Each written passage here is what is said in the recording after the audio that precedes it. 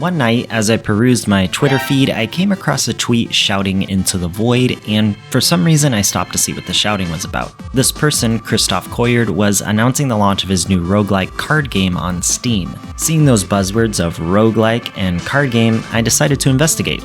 That night, I ended up playing 3 hours of Forward Escape the Fold and went to bed at 1:30 a.m., which is a death sentence to a dad of a 3-year-old. Let's chat about why I played that long and risked my sanity for an entire week because of a card game.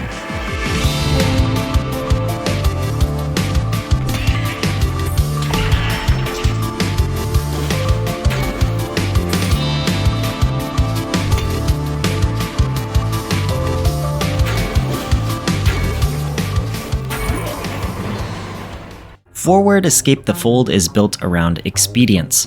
Hit new game, pick a character, and get thrown into the fray. I like that a lot. The mechanics are intuitive, and the presentation contains all the information one needs to make decisions in a glance. There's no fluff to get in the way of having a good time, taking on 3-headed dogs, ghastly specters, or overconfident demons. So, how exactly is Forward played? Before starting a campaign, the player must select a character. In the beginning, there's only one available, but that will change over time through discovery. Each character has a choice of abilities, which only one can be selected. Additionally, they come with a unique starting lineup of equipment. Between the abilities and equipment, each character plays distinctly and offers different experiences through the campaign. One character might plow through enemies while another must avoid conflict at all costs. With that selection out of the way, the player is treated to a brief story explaining where they are and what boss they will face in the current level. These quick story blurbs remind me a lot of older PC RPGs, both in presentation and content. While they do get repetitive, they never are in the way and can be easily skipped. The game proper consists of a board of cards stretching beyond the player's view, who is represented by the character chosen. Move the avatar forward onto a space ahead.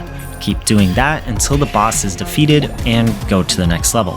That is the game in a nutshell. Of course, there's a little more to it than that. Each card in front of the player represents a choice. There are resource cards like gold, armor, or potions, which provide a benefit either immediately or down the road. There are also chests, which come in a variety of flavors: normal, merchant, cursed, chest of the dead, or golden. These will provide new equipment choices, both good and bad. Lastly, there are negative cards, enemies, and poison. Enemies will attack the player if you end your turn in front of a baddie. The amount of damage as well as any status effects they inflict are clearly visible on the card. Alternatively, the player can attack the monster.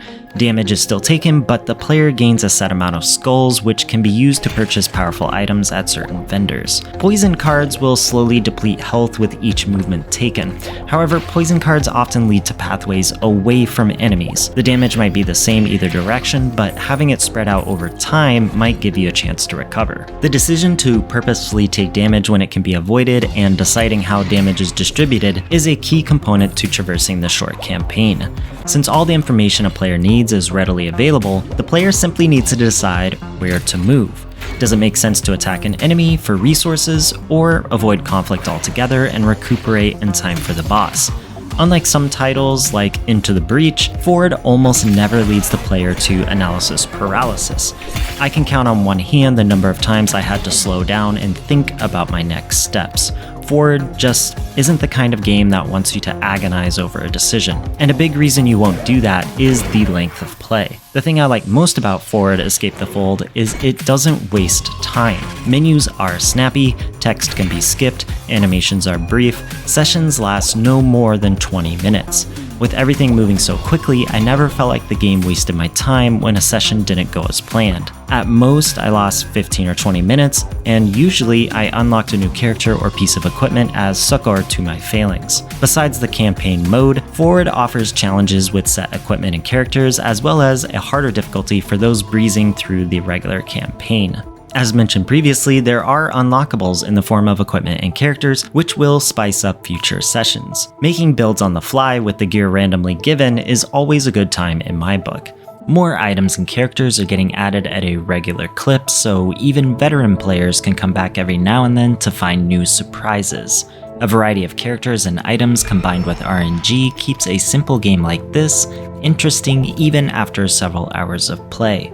Forward doesn't take a lot of risks with its format, nor does it delve into min-maxing or intricate build creation, which normally would be large negatives for me. But here, those negatives trend toward neutral. Much like another recent roguelike I enjoyed, Vampire Survivors, the fun is in the speed in which a game heads toward chaos. There were runs I died within 1 or 2 levels. Disappointing, sure, but never disheartening.